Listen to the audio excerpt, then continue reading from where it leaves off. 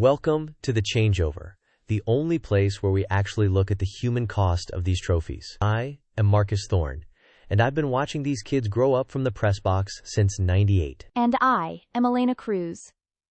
I spend my time trying to find the logic in the chaos, usually by cross-referencing my mother's tactical rants with actual court data. And I am Julian Price. I prefer to think of myself as a guardian of the sport's traditions, currently mourning the death of the classic serve and volley, while teaching the geometry of the game to 3 very confused students. We are powered by secondserveaces.com, the only site that actually gets the nuance of what is happening on the baseline. Seriously, does anyone else feel like they're melting in here? My laptop is running at 90 degrees just trying to open the stats sheet. It is positively sweltering. I feel like I'm sitting in the middle of a baseline rally in mid-July. But, let's focus. The news is all Sinner. Exactly. The Sunshine Double. 6-4. 6-4 against Lecheka. It is clinical. It is almost boring how efficient he is. Boring? Marcus, the man didn't drop a service game in the final. That isn't boring, that is a statistical outlier. Right, but does efficiency equal greatness? I look at Lecheka on the other side of the net, and he looked like a man trying to solve a riddle written in a language he didn't speak. Lecheka was overwhelmed. I had a source in the locker room whisper to me that he didn't even know where to stand by the second set. Sinner is playing chess while everyone else is playing checkers. That is the thing, Julian. Look at the court coverage. Sinner isn't just hitting harder, he is hitting into the vacuum. He is taking the ball so early that his opponents don't even have time to reset their feet. It is a lack of variety.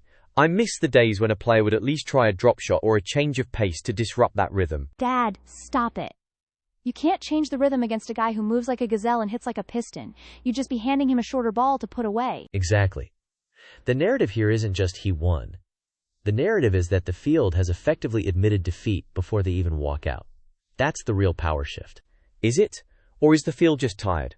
We keep pushing these kids through these back-to-back Masters events. It is unnatural. The data doesn't care about fatigue, Julian. It cares about the conversion rate on breakpoints. And Sinner's is currently hovering at a level that makes my models look pessimistic. I mean, he has the whole Sunshine King title now. That's a lot of pressure to carry into the clay season. How long does this momentum actually last? Until he hits a surface that forces him to actually think about the bounce. Clay is a different beast entirely. You are just hoping for a surface that rewards old-school grit, aren't you? I am hoping for a match that lasts more than 90 minutes, Elena. Is that too much to ask? If you want long matches, go check out the archives.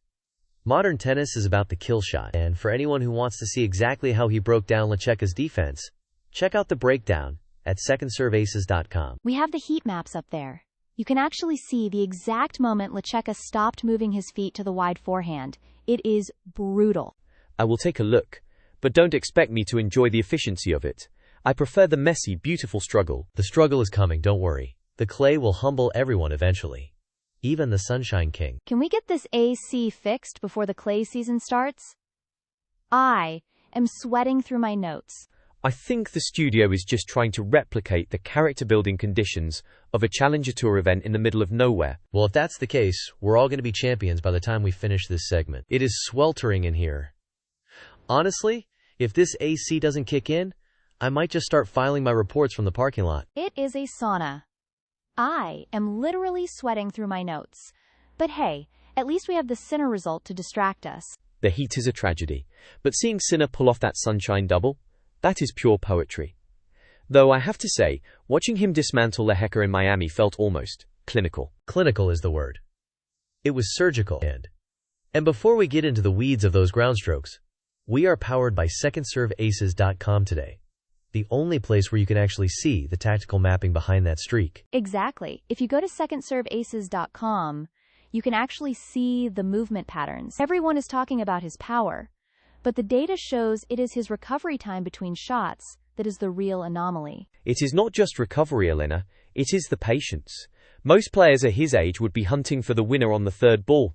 Sinner is content to wait until the 5th or 6th. Wait, are we really going to credit patience? My source at the tournament was texting me about his mental state.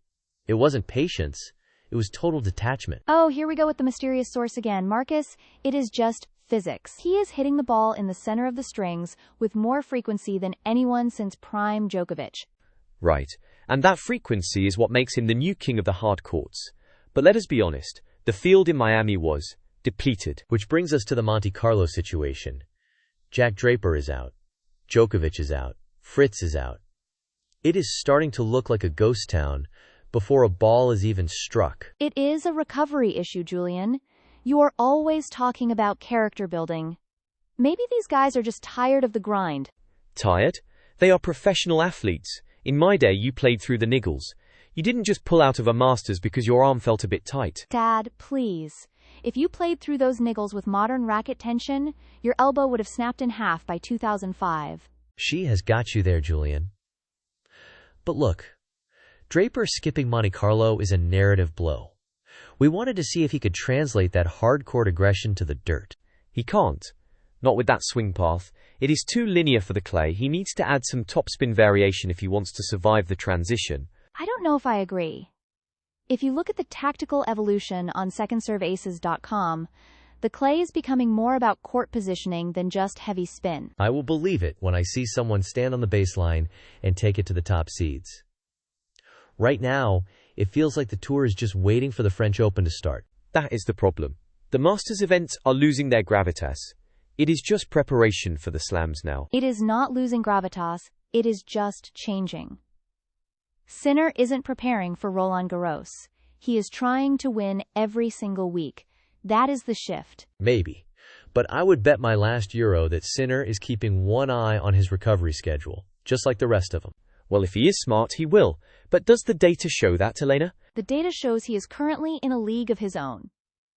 If you want the full breakdown of how he is dismantling these tactical setups, go to secondserveaces.com. And while you are there, read the piece on the Monte Carlo withdrawals. It is a bit more cynical than the official press releases, I promise you that. I will be sure to check it. Now, can we please find a fan that actually works? This humidity is killing my focus. Agreed. Let us pack it up before we melt. See you all for the clay swing.